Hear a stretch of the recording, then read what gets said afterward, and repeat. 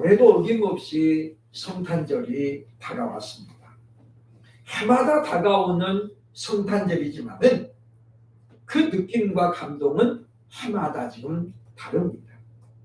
우리가 한 살씩 나이가 더 먹어서 그런 이유도 있겠습니다만은 그만큼 성탄절에 대한 주도권이 교회에서 세상으로 옮겨갔기 때문이라고 볼 수가 있습니다. 그러나 우리는 오늘 이날을 우리가 기념하면서 하나님의 놀라우신 사랑을 다시 한번 우리 마음속에 되새기는 시간이 되어야 할 것입니다. 교회 절기가 몇 개 있습니다만은 주일날이 아닌 평일에 이와 같이 모이는 예배는 성탄절이 유일합니다. 그렇죠. 우리가 부활절도 주일 예배를 드리는 거고 며칠절, 추수감사절 전부 주일 예배잖아요. 근데 성탄절은 요일에 상관이 없이 25일이면 우리가 다 같이 모여서 하나님께 예배를 드리는 그런 의미에서 보면 성탄절이야말로 대단히 귀한 그런 절기라고 볼 수가 있다고 하는 것입니다. 성탄절이 이제 세상이 주도권을 가져가는 것처럼 그들이 더 빛을 내고 더 많이 홍보하는 그런 날이 되었습니다만은 그러나 우리는 바로 그럼에도 불구하고 그것이 그렇게 꼭 나쁘지만은 않다라는 결론을 얻게 됩니다. 왜냐하면 그들이 성탄절을 보내면서 이 날이 적어도 누구의 생일인가는 알고 있다는 거죠. 사람들이 예수 그리스도를 믿지는 않지만 그럼에도 불구하고 예수님이 태어나신 날, 그날로 우리가 알고 놀고 즐기는 날이잖아요. 그러니까 사람들이 아기 예수 그리스도의 존재를 부정하지는 못해요. 왜냐하면 성탄절에 다 쉬잖아요. 예수님만하게 부정하지 않는 사람은 오늘 다 일해야 돼요. 왜냐? 성탄절을 즐길 만한 자격이 없기 때문이라는 것이죠. 그러나 많은 사람들이 성탄절에 대해서 예수 그리스도의 나심에 대해서는 전혀 이의를 제기하지 않습니다. 그들이 구세주로 믿지는 않을지라도 예수님의 존재 자체를 부정하지는 않는다라고 하는 것입니다. 그런 의미에서 예수님께서도 마가복음 9장 39절로 40절에서 말합니다. 예수께서 이르시되 금하지 말라. 내 이름을 의탁하여 능한 일을 행하고 즉시로 나를 비방할 자가 없느니라. 우리를 반대하지 않는 자는 우리를 위하는 자니라 라고 말씀합니다. 무슨 이야기냐면 제자들이 다니는데 어떤 사람들이 예수 그리스도의 이름으로 이적을 행하는 거예요. 그래서 사도 요한이 우리와 함께 가자, 우리를 따르라 그랬더니 그들이 아니요, 우리는 독자적으로 하겠습니다. 그때 이 요한이 하는 말이 이거죠. 주님, 하늘에서 불을 내려서 저들을 심판할까요? 이렇게 요한이 그러죠. 근데 예수님 뭐라고 하는 거예요? 금지하지 마라. 내 이름을 의탁해서 지금 능한 일을 해놓고 나를 반대할 자는 없다.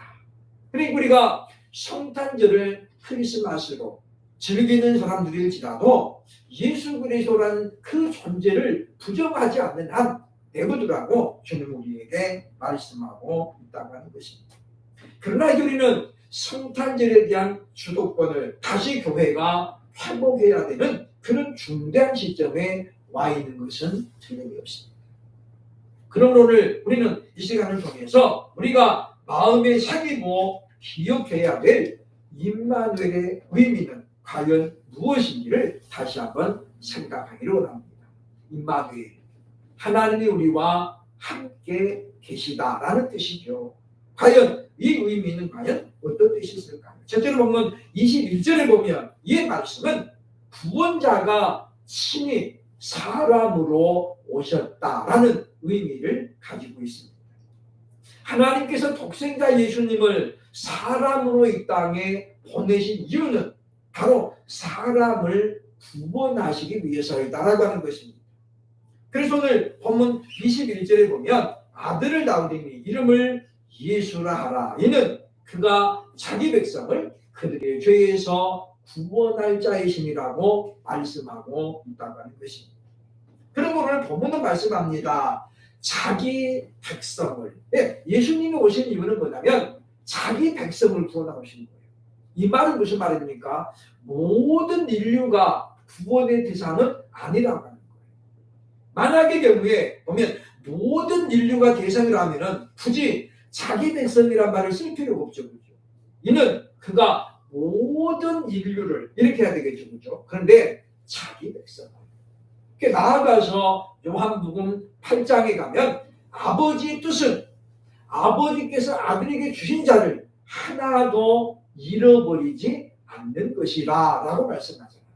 그러니까 여기서 말하는 자기 백성은 누구 백성이냐면 아버지께서 아들에게 맡겨주신 백성. 다시 말하면 바로 하나님께서 선택하신 자들이라고 말할 수 있다라고 하는 것입니다. 그러므로 주님은 바로 자기를 아버지께서 선택하셔서 아들에게 맡겨주신 그들을 주위에서 건져내시려고 이 땅에 오셨다라고 하는 것입니다. 사람을 가장 잘 이해하려면 사람이 돼야 됩니다. 우리가 가끔 보면 동물들을 연구하는 그런 학자들을 텔레비전에서 보게 되잖아요. 그죠? 고래만 40년을 연구한 사람들은 고래의 어떤 울음소리 이런 걸 보면서 고래의 어떤 상태, 감정들을 읽어냅니다. 그러나 그것이 정말인지는 알 수가 없어요. 왜? 누가 입증해 줘야 돼요? 고래가 입증해 줘야 돼요. 맞아, 그거야. 고래는 우리와 안 통하잖아요. 그러니까 우리가 짐작만 할 수 있는 거예요. 짐작만. 그러니까 고래를 가장 이해하려면 어떻게 해야 돼요? 고래가 돼야 돼요. 그렇기 때문에 예수님이 바로 사람으로 이 땅에 오셨음을 보게 되어진다고 하는 것입니다. 최근에 고 이건희 회장의 쪽지 편지가 사람들 사이에 지금 회자하고 있습니다. 제가 인터넷을 보면서 출처가 좀 불분명하다라고 제가 댓글을 달았습니다만은 거기에 보면 이건희 회장의 고백이 나와요. 그렇죠? 근데 보면 그걸 보면서 상당히 거리감이 느껴져요. 왜냐하면 저는 그분만큼 그렇게 호화롭게 살아보지 못했고 누려보지 못했고 그 어마어마한 저택에 들어가 본 적도 없었어요. 그가 가지고 있는 막대한 재물도 얼마 정도 되는지 감이 안 잡히잖아요. 그러니까 이분들이 하는 내용은 쉽사리 우리가 동조하기가 어려워요. 어렵죠. 그렇죠? 왜냐? 이해가 안 되는 부분들이 많이 있잖아요. 이게 뭐예요? 괴리감이에요. 괴리감. 이게 어떤 벽이에요. 그렇죠? 그러니까 우리가 서민을 이해하려면 서민의 삶으로 들어가야죠. 그렇지 않고는 절대 이해할 수 없습니다. 예전 우리 주일학교 선생님 가운데 중학교 선생님을 하다가 이제 그만둔 그런 자매가 하나 있었는데 그때 당시에 70년대 중후반 천안에서 두 번째로 부자였대요. 그러니까 이분이 뭐 그냥 정말로 공주처럼 살아서 공주처럼. 천안에서 두 번째로 크고 농장을 어마어마하게 크게 했었기 때문에 그러니까 가난이라든가 배고픔이라 이런 거는 전혀 이분은 이해할 수 없는 거예요. 우리 보면 이제 이 자취하면서 보면 굶었다. 그러면 그분은 왠지 뭐냐 그러면 라면 사다 먹으면 왜 굶어? 쌀이 없으면 라면 사다 먹으면 되지. 라면은 누가 공짜로 주나요? 라면 살 돈이면 쌀 사는 게 낫지. 근데 이분은 그 개념 속에 쌀이 없으면 라면 사다 먹으면 왜 굶어? 나가서 먹으면 되지. 이렇게 돼 있는 게 사고방식. 그러니까 그 어떤 가난함 그리고 돈이 하나도 없다는 그것을 그분은 전혀 겪어보지 못했기 때문에 그 이해하기 어려운 거예요. 그런 겁니다. 우리가 괴리감이라는 것은 같은 사람이라도 그가 어떤 환경, 어떤 상황에 살아가는가에 따라서 전혀 다르다고 하는 거예요. 그래서 예수님은 오늘 성경이 말하는 것처럼 바로 부자의 아들로 재벌의 아들로 오신 게 아니에요. 왕의 아들로 온 것이 아니잖아요. 그렇죠? 이름 없는 참으로 무명의 사람 사이에서 태어나셨고 그리고 베들레헴 가는 길에 마국간에서 태어나셨다는 것입니다. 그러므로 바로 우리는 이 임마누엘의 의미가 무엇이냐고 우리가 묻거든. 그것은 바로 구원자가 친히 죄인된 인류를, 사람들을 구원하시려고 이 땅에 오신 날이라고 우리가 생각을 해야 한다라고 하는 것입니다. 그래서 예수님은 배고픔을 느꼈고 고통을 느꼈고 그리고 슬픔을 느끼면서 나사로가 죽은 지 나흘 되었을 때에 애통해하면서 눈물을 흘리셨고 그리고 이제 곧 멸망당할 예루살렘을 보시면서도 우셨잖아요. 예루살렘아 암탉이 새 새끼 품에 모는 것처럼 내가 너희를 부른 것이 얼마였더냐. 그러나 그들이 어때 예수님 외침을 무시하고 그래서 예수님이 이제 그 예루살렘이 참담하게 무너질 것을 보시면서 우셨다는 거죠. 그분은 사람의 흉내를 낸 것이 아니라 예수 그리스도는 온전히 사람으로 오셨음을 우리에게 알려주고 있습니다. 그러므로 우리가 바로 너희를 위하여 구주가 나셨다라는 이 말씀을 온전히 믿음으로 말미암아 그것은 하나님의 사랑의 표현이었다라는 것을 기억하고 우리가 참으로 더욱더 감사함으로 성탄절의 의미를 생각하는 저와 여러분들 되시기를 주의 이름으로 축원합니다. 둘째로 임마누엘의 의미가 무엇입니까? 본문 22절은 말합니다. 선지자들의 예언을 이루신 것이다라고 말씀합니다. 하나님의 말씀은 신실한 것을 특징으로 하고 있습니다. 그렇기 때문에 아직 이루어지지 않은 말씀도 반드시 이루어질 줄로 믿는 것은 하나님께서 과거부터 현재까지 구약의 선지자들을 통해서 예언하시고 약속하신 말씀들이 대부분 이루어졌음을 우리는 확인하게 되기 때문이라는 거예요. 신용이라는 것은 한두 번 가지고 쌓이는 것은 아닙니다. 그렇죠? 우리가 신용은 차곡차곡 쌓이는 거예요. 그 신용이 쌓이면 이제는 누구에게나 신뢰감을 줄 수 있습니다. 그렇습니다. 우리 하나님 말씀은 우리에게 철저하게 신용을 바탕으로 하고 있죠. 즉 무슨 이야기냐면 구약의 역사부터 하나님의 말씀이 선지자들을 통해서 선포되었는데 그 말씀이 다 이루어졌음을 성경이 우리에게 기록하고 있잖아요. 그러니까 우리는 그 말씀을 보면서 하나님의 말씀은 정말 빈틈이 없이 철저하게 신용을 이루고 있구나라는 우리가 생각을 해야 된다고 하는 것입니다.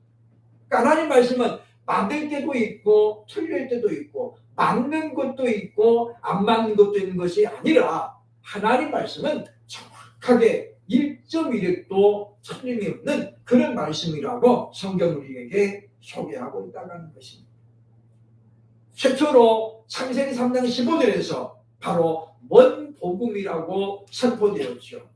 내가 너로 여자와 원수가 되게 하고 네 후손도 여자의 후손과 원수가 되게 하리니 너는 여자의 후손은 네 머리를 상하게 할 것이요 너는 그의 발꿈치를 상하게 할 것이니라. 처음으로 여자의 후손이 언급되었습니다. 이분이 바로 메시아라는 것입니다. 그 메시아가 오시면 너의 후손의 머리를 즉 뱀의 머리를 상하게 할 것이라고 말씀하죠. 물론 뱀의 자손도 그 여자의 후손의 발꿈치를 상하게 함으로 말미암아 상처를 줄 것임을 말씀합니다. 그것은 바로 십자가의 고난을 말합니다. 우리는 이와 같이 메시아의 탄생이 아기 예수님의 탄생이 어느 날 갑자기 이루어지는 것이 아니라 구약의 말씀을 통해서 그리고 선지자들을 통해서 점점 구체적으로 되었다가 이루어진 사건임을 보게 되어진다고 하는 것입니다. 선지자 이사야는 이사야 7장 14절에서 오늘 마태복음 1장 23절에서 인용되어진 예언을 했습니다. 그러므로 주께서 친히 징조를 너희에게 주실 것이라. 보라 처녀가 잉태하여 아들을 낳을 것이요 그 이름을 임마누엘이라 하리라. 징조가 뭐였습니까? 처녀가 잉태하는 거예요. 그래서 요셉은 의로운 사람이라 정혼은 했지만은 아직 마리아와 동거한 적이 없어요. 그런데 아이를 가졌다고 하니 요셉이 볼 때는 얼마나 배신감이 들겠어요. 그러나 그는 곧 깨닫습니다. 바로 성령으로 말미암아 잉태되었다.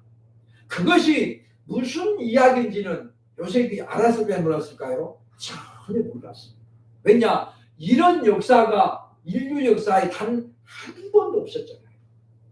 성령으로 잉태했대? 그게 무슨 뜻이야? 그게 어떻게 가능해? 근데 요셉은 어떻습니까? 그 천사의 말을 그대로 믿습니다. 그리고 오늘 성경에 말하잖아요. 아들을 낳기까지 동침하지 아니하였다. 그냥 거룩한 존재로만 마리아를 보필했음을 우리에게 보여주고 있다고 하는 것입니다. 그럼 우리는 이사야 9장 6절에서도 예언하고 있고 미가 5장 2절에서 말하는 것처럼 베들레헴 에브라다야 너는 유다 족속 중에 작을지라도 이스라엘을 다스릴 자가 네게서 내게로 나올 것이다. 그는 그의 근본은 상고의 영원에 있느니라. 선지자 미가는 뭡니까? 이제 아기 예수가 어디에서 태어날 것이라고 구체적으로 장소를 설명하죠. 바로 베들레헴이라는 것입니다. 너는 작은 호이지만 그러나 네게서 한 다스린 자가 나올 것임을 예언하고 있다고 하는 것입니다. 그래서 예수님이 나다나엘을 찾아갔을 때 그 빌립이 찾아가지고죠. 와보라, 내가 메시아를 만났다. 그때에 나다나엘을 말합니다. 나사렛에서는 선한 것이 날 수 없다. 베들레헴에서 나온다고 구약이 예언했지 않냐. 근데 예수님은 어디서 태어난 거예요? 나사렛에서 태어난 걸로 다 알려져 있는 거예요. 그러나 성경은 분명히 말합니다. 바로 베들레헴 마북간에 태어났고 헤롯의 폭정을 피해가지고 애굽으로 갔다가 예수님이 어디로 오는 거예요? 이제 나사렛으로 정착하는 거예요. 그래서 사람들은 나사렛 예수라고 불렀지만은 실상은 예수님이 태어난 고향은 어디냐면 베들레헴이라는 것이 유다 베들레헴. 그러니까 나다나엘은 구약 성경을 정확하게 알았던 사람이죠. 나다나엘 예수님은 바로 어디서 나는 베들레헴에서. 근데 나사렛에서 왔는 어떻게 그가 메시아가 될 수 있느냐라고 빌립에게 얘기하는 거잖아요. 우리들도 성경을 알 때 우리가 이와 같이 정확하게 알 필요가 있다라고 하는 것입니다. 그러므로 우리는 이 성탄절을 보면서 우리가 기록된 말씀에 따라서 하나님의 말씀은 모든 것이 차근차근 이루어졌음을, 그러므로 우리가 믿을 수밖에 없는, 믿을 만한 약속이라는 것을 다시 한번 확인해야 된다고 하는 것입니다. 그러면 우리는 앞으로 남은 약속에 대해서도 우리가 믿을 수 있잖아요. 하나님 말씀이 이렇게 시대를 거슬러서 다 이루어졌는데 우리는 이거 약속이 이루어진 것을 보았으므로 남은 것도 이루어질 줄 내가 믿는다는 거죠. 그러므로 구약의 사람들이 메시아의 오심을 선포했던 것처럼 우리는 다시 오실 예수님 우리도 이제 선포하고 그분을 맞이할 수 있는 준비를 해야 할 것입니다. 동방 박사들이 세 가지의 보물을 가지고 아기 예수를 영접하러 나왔던 것처럼 우리 역시 다시 오실 주님 앞에 우리가 열매를 준비하고 그리고 기름과 등불을 준비해서 그래서 주님 오시옵소서라고 간구하면서 그 말씀을 붙잡고 살아가는 그리고 다짐하는 오늘 성탄절이 되어야 할 것입니다. 마지막 세 번째, 임마누엘의 의미가 무엇입니까? 23절 보면 우리와 함께 하시려고 오신 것이었다라는 거예요. 본문 23절, 보라 처녀가 잉태하여 아들을 낳을 것이요 그의 이름은 임마누엘이라 하리라. 이를 번역한즉 하나님이 우리와 함께 계시다.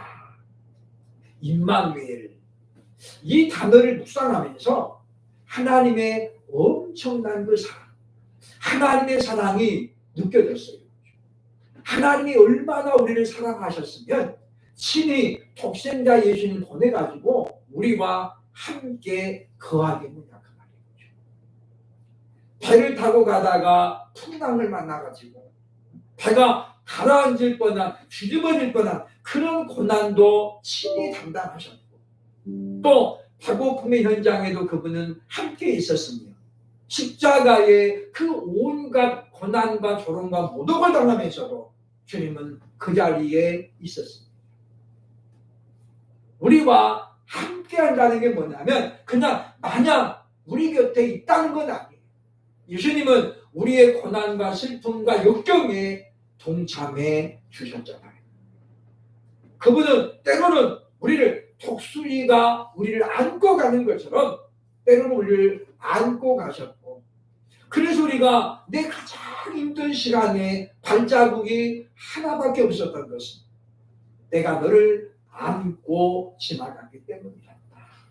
어느 문명의 시인이 고백하고 있는 것처럼 그때 그 발자국은 내 것이 아니라 바로 주님의 것이었다는 거죠.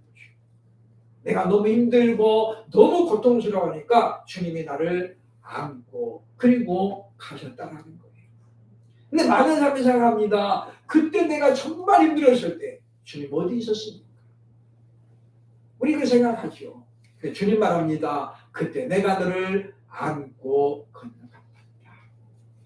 하나님께서는 구약의 백성들에게 낮에는 구름 기둥으로 밤에는 불 기둥으로 그들과 함께 하셨습니다.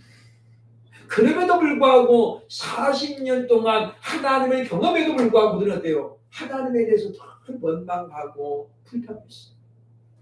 그런 그들을 보면서 하나님은 구약에 무섭게 심판도 하시고 진노도 하셨죠. 그런 하나님께서 이제 전략을 바꾸신 거예요. 독생자 예수님을 이 땅에 보내셔서 친히 사람들과 함께 거하면서 만져도 보고 얘기도 나눠보고 들을 수 있는 보고 듣는 그런 존재로 허락하신 것이잖아요. 그래서 제자들은 나중에 예수님을 전할 때 그랬죠. 우리는 보고 들은 바를 너희에게 전한다. 우리는 그를 만진 바 된 자요 보았다라고 그렇게 선포하고 있다라고 하는 것입니다. 여러분, 우리가 전하는 예수 그리스도는 우리 마냥 어떤 이 유토피아에 있는 우리가 교과서를 통해 배운 4대 성인 중에 하나로만 그렇게 아는 분이 절대 아닙니다. 그분은 우리가 슬퍼할 때에 내 곁에서 함께 해주시고 때로는 우리 어깨를 다독거리면서 때로는 우리를 안아주시고 품어주시고 그래서 넘어질 뻔한 우리를 다시 일으켜 세워주셔가지고 내가 네 편이란다. 주님 우리에게 그렇게 말씀해 주시잖아요. 그래서 우리가 넘어졌다가도 다시 일어설 수 있는 것은 주님이 우리 곁에 계셔서 내 고통의 소리를 들어주시기도 하고 때로는 위로해 주시고 그렇게 하셨기 때문입니다. 그러면 우리 예수님은 그냥 우주를 초월하여 계시는 그 초월자 하나님이 아니라는 거죠. 그분은 지금도 우리와 함께 하시면서 우리가 성령을 통해서 우리를 도우시고 성령님은 우리가 고통할 때 그 신음을 들으시고 그리고 우리를 위해서 기도하십니다. 사도 바울은 로마서 8장을 통해서 그렇게 기도하잖아요. 우리가 말할 수 없는 탄식으로 할 때에 성령이 우리를 위하여서 간구하십니다. 또 그 예수 그리스도께서 우리를 위해서 기도하고 있다라고 우리에게 위로하고 있습니다. 로마 교회는 설립자가 누구인지 모르죠, 그죠? 바울이 설립한 교회는 아닙니다. 그러나 사도 바울이 스데반 집사를 죽이는 그 핍박 사건이 일어날 때에 예루살렘 교회 성도들이 온 지역으로 흩어지잖아요. 도망을 가는 거예요. 그들 중에 일부가 로마에 가가지고 로마에서 예배를 드리기 시작한 것이 바로 로마 교회의 시작입니다. 그러니까 원인은 로마 교회가 세워졌으면 원인은 바로 바울에게 있다고 볼 수도 있죠. 어쨌든 이 로마 교회는 당시 로마 정부 아래서 예배를 드리면서 얼마나 힘들었겠어요. 얼마나 불안했겠어요. 당시 우리가 하는 것처럼 로마의 황제들은 하나같이 기독교회를 핍박했습니다. 그렇기 때문에 바울은 그 로마교를 보면서 편지 보내면서 너희 염려하지 마라. 성령 하나님이 너희를 위해서 지금 기도하고 있고 예수께서 너희를 위해서 기도하고 있다. 세상에 가장 믿을 만한 든든한 지원군이 하나만 있다면 우리는 세상을 넉넉하게 살아갈 이유가 되는 것입니다. 그런데 우리 창조주 하나님께서 지금도 우리와 함께 하시기 때문에 우리는 비록 힘들고 어려운 그와 같은 세상이지만은 우리가 담대하게 살아가야 되는 것입니다. 예수님만큼 신실하고 변함없이 우리를 사랑하시는 분이 과연 누가 있을까요? 세상 사람들은 내게 뭔가 얻어먹을 것이 있을 때, 유익이 있을 때 막 달려듭니다. 그러나 그런 것들이 끊어지면 사람들은 전부 돌아섭니다. 그리고 전화도 하려고 그러면 어떻게 해요? 그냥 다 매몰차게 끊잖아요. 바쁘다. 미리 얘기하고 끊어요. 그러나 우리 예수님은 우리가 잘 나갔을 때도 그리고 우리가 참담한 실패를 경험하고 있을 때도 주님은 우리 곁에 항상 있습니다. 그리고 우리가 주의 이름을 부르면 내가 여기 있다 말씀하시는 그런 분임을 알고 우리는 참으로 마태복음 28장 20절 하반절에서 우리에게 말씀하는 것처럼 볼지어다 내가 세상 끝날까지 너희와 항상 함께 있으리라. 육신은 이미 하나님의 나라로 돌아갔지만은 예수 그리스도는 바로 그의 영으로 지금도 우리와 함께 하고 계신다고 하는 것입니다. 그럼 우리가 올해 성탄절을 맞이하면서 지금도 우리와 함께 하시며 영원히 나의 후원자가 되시고 나의 힘이 되시는 바로 그 주님을 기억하면서 올해 기쁨으로 설렘으로 성탄절을 맞이하고 오늘 하루를 이렇게 기쁨으로 보낼 수 있는 저와 여러분 모두가 될 수 있기를 주의 이름으로 축원합니다. 기도하겠습니다.